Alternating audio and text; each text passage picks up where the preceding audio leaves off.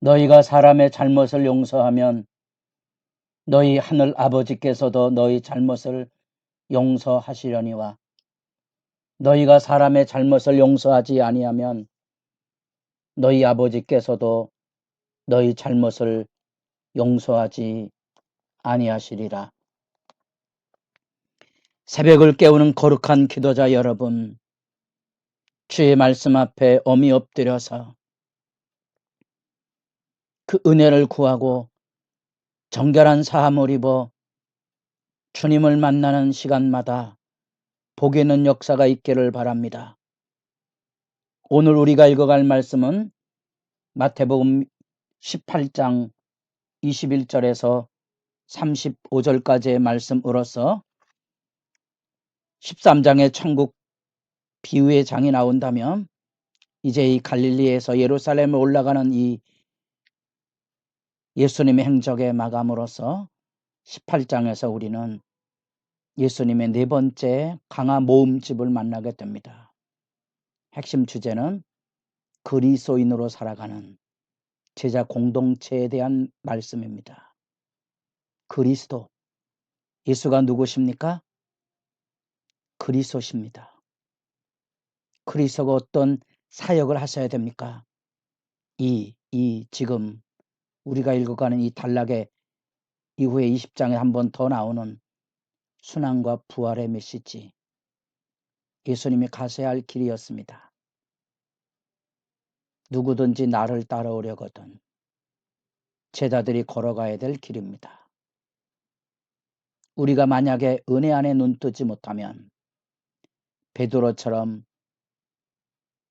예수님을 잡아 끌고 예수님을 야단치는 그 모습을 우리가 교회 안에서 자행할지도 모릅니다. 두려운 이야기고 아픈 이야기입니다. 예수를 그리스도로 믿고, 그리스도가 누구십니까? 고난받고 멸시천대로 자기 목숨을 내어주는 그 길을 가시는 겁니다. 우리도 예수 따라가려면 그렇게 자기를 부인하고 자기 십자가를 지고 따라야 될 얘기를 두 개의 질문을 통하여 만나보게 됩니다. 여러분들은 가장 작은 자, 그 당대의 거추장스러운 존재, 무지한 존재로 이해되었던 어린아이 같이 하찮은 존재를 존중하고 사랑하는가? 배려해 주는가? 그 질문에 대한 대답이 우리가 이틀 동안 살펴보았습니다. 그리고 어떻게 우리가 돌이켜서 지옥불이 아닌 영생의 길을 걸어가는가? 두 번째 주제가 용서입니다. 우리가 살아가면서 이 돌이킨다는 말, 단순한 회개의 의미를 넘어서 손발을 찍어내고 뽑아내야 될 대상으로 여길 만큼 철저한 자기 부인과 참회의 시간, 공적인 참회의 시간에까지 이르기까지 교회가 부단히 힘써야 될 부분이고요. 그래서 우리 힘으로는 이것을 감당하기 어려워 두세 사람이라도 모이는 그곳에 진정한 참회와 용서, 영혼을 잃어버리지 아니하기를 원하는 이런 양을 찾아 헤매는 목자의 심정으로 영혼을 돌보는 진실이 있어야 된다는 것과 이제 그 사실은 진정한 용서를 통한 회복과 화해가 이루어져야 될 주제에 이르게 됩니다. 예수를 그리스도로 믿는 예수의 신앙 공동체, 그 규범이 바로 용서입니다. 그 용서에 대한 얘기는 우리가 예수님에게서 주의 기도를 배울 때 우리는 그냥 넘어가지만 하나님의 말씀을 자세히 살펴보면 주의 기도의 핵심은 용서입니다.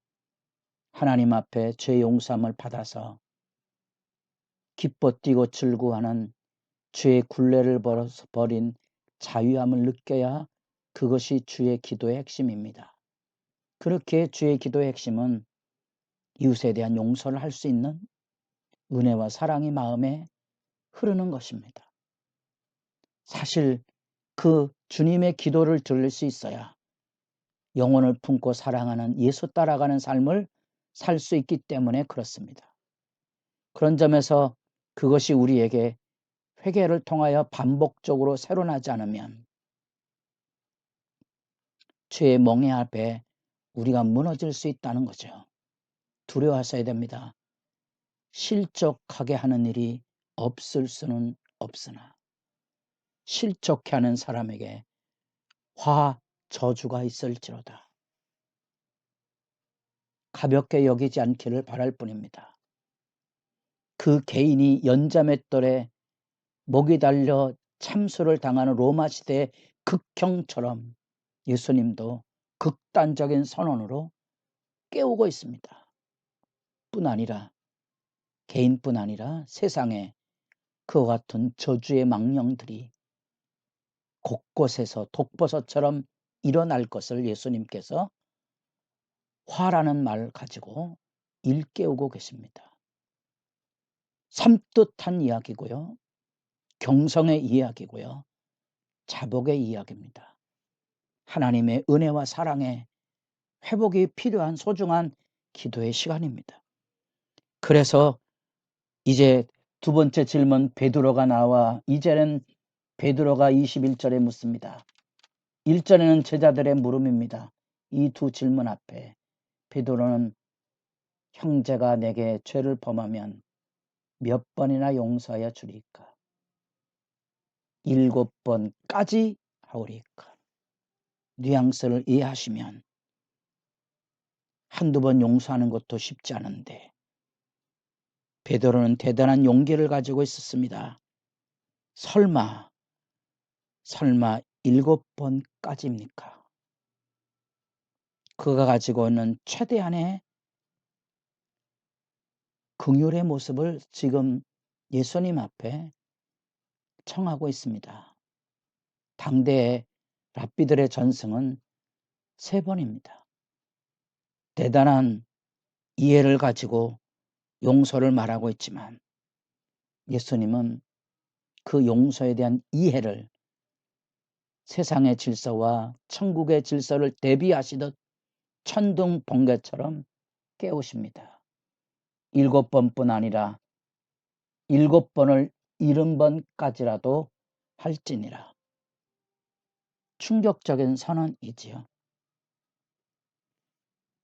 7번에 70번은 이렇게 70과 7의 숫자를 표현합니다. 저는 여기 지금 더하기를 했습니다만 이 곱하기가 되면 이제 번역상에 곱하기로 하느냐 더하기로 하느냐 학자들은 그런 것들을 이제 따져서 근거를 밝혀줍니다. 중요한 것은 7번은 우리에게는 불가능하다는 겁니다. 여러분 7번 용서하면 개인도 공동체도 법질서가 무너집니다. 이건 아닙니다. 이거는 도덕적인 타락을 낳을 수 있는 그러한 부분이라고 생각이 되는 것입니다. 불가능한 얘기입니다. 그거는 있을 수 없는 일입니다. 여러분 용서가 이렇게 된다면 그래서 그 안에 누가는 여기 회개란 말을 썼습니다. 회개하지 않은 사람에게 무슨 용서가 의미가 있습니까? 그러나 때로는 전 세계 사람들의 마음을 울렸던 그 레미제라블의 장발장 얘기처럼 사람들은 용서를 구하고 있습니다. 용서받지 못한 영혼의 한 맺힌 절규들이 인간관계의 독소 아닙니까? 그러자 예수님께서 그 사실을 비유를 통하여 말씀합니다. 비유도 천둥번개 같은 얘기입니다. 이 달란트라는 말은 우리에게 익숙하게 써서 그저 개념화되어 버리고 말았습니다만 달란트의 실제 가치는 흔히 말하고 있는 은 30kg를 뜻하는데 이 은 30kg를 오늘날의 환산에서 따지면 최소한 2-30억이 되는 돈입니다. 물가 가치로 우리가 상응하기는 어렵지만, 그런데 거기에다 만을 곱하십시오. 이런 것들은요, 그 당대에 로마가 유대, 다시 말하면 이스라엘을 저 갈릴리 그 북쪽에까지 전체를 합해도 세금을 거둘 때 1000달란트가 안 됐습니다. 이스라엘 국가의 남북을 다 아울러서도 1년치 세금이 1000달란트가 되지 않았다면 이 말이 뭔 말인지를 아셔야 됩니다. 이 말을 하는 이유를 아시겠습니까? 망극한 죄 용서에 대한 강조이고, 그런데 그 임금이 일종의 분봉 왕에게처럼, 또는 그 담당, 우리로 얘기하면 도지사처럼 한 지역을 떼어주고 관할케 한 그런 종에게 1만 달란트를 탕감해 주었다면 그 종이 나가서 100데나리온, 데나리온도 이제 우리가 일당이지만 100데나리온, 그럼 벌써 서너 달치 임금 아닙니까? 적지 않은 돈이지요. 이런 것을 비유로 지금 얘기하고 있습니다. 비유로 얘기하는 이유가 있습니다. 용서에 대한 얘기입니다. 여기 탕감이란 말, 우리가 주의 기도를 통하여 배우는 용서는 바로 빚을 사해 주는 것과 같은 개념입니다. 마땅히 해야 될 일이 뭔가는 거예요. 이 1만 달란트 빚지는 건 평생 갚아도 갚을 수 없는 돈입니다. 그런데 어떤 일이 일어날까요? 이 예수님의 영광이 구현될 하나님의 나라, 교회 안에, 제자 공동체 안에 이루어질 하나님 나라의 질서는 존중과 긍휼에다가 그것을 지키기 위한 참된 용서의 필요성이 여기 나옵니다. 우리 힘으로는 할 수 없습니다. 주님의 은혜가 있어야 됩니다. 그래서 여기 경각에 대한 대비가 나오며 마땅히 뭔가 실천돼야 될 것이 진실이 뭔지를 밝히고 있습니다. 그 1만 달란트 빚진 자가 100데나리온 빚진 자의 모가지를 뚫어지는 곳에서 우리 마음의 완악을 말합니다. 이 부분은 여러분들이 개인 독서를 통하여서도 한 번쯤 살펴보아야 될 아주 소중한 규례의 말씀의 묵상 주제가 있습니다.